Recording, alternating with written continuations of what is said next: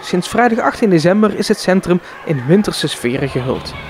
Na 3 weken schaatsplezier komt er zondag een eind aan de ijsbaan van dit seizoen.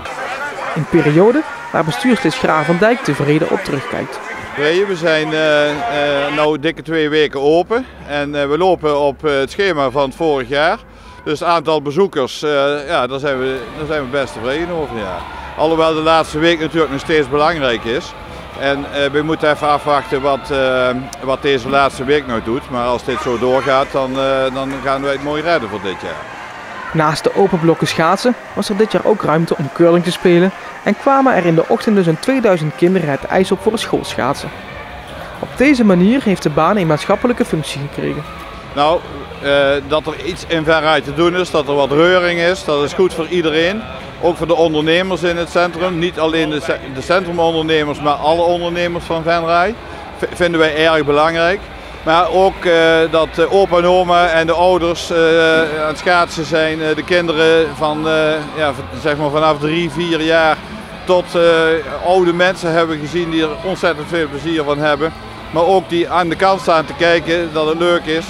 Ja, en dat er een keer gevallen wordt, ja, dan is het een keer lachen en weer opstaan, maar de kinderen die kunnen daar wat tegen over het algemeen. De baan werd gerund door de inzet van vele vrijwilligers. Wij doen dat met 4 verenigingen. Wij hebben als organisatie, als bestuur, zijn wij al in de zomerdag begonnen met het voorbereiden. Wij doen dat samen met Euterpe en MMSK, de Manuel, de handbalvereniging. En niet te vergeten de schutterij die ook bij de opbouw en de afbraak van de ijsbaan veel aanwezig zijn en veel de handjes uit de mouwen steken. We hebben altijd EHBO bij de baan. En als er wat is, kan zo iemand ook bijspringen. Die mensen die zijn er ook voor om ons daarbij te assisteren. En ondanks dat de temperaturen dit jaar niet heel erg winters waren er weinig problemen om het ijs bevroren te houden. Nou, dat valt wel mee. We hebben een tegenslag gehad in de opbouw van de ijsbaan, of de opbouw van de ijs eigenlijk. We hadden 20 uur, konden we pas later ijs maken. Donderdagavond was het nog water, vrijdagmorgen was het ijs. Dus we waren best wel bang dat dat niet goed zou gaan.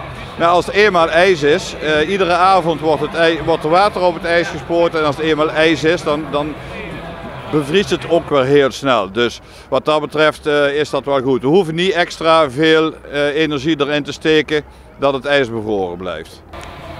De schaatsen kunnen nog tot en met aanstaande zondag ondergebonden worden voor een ritje op het ijs.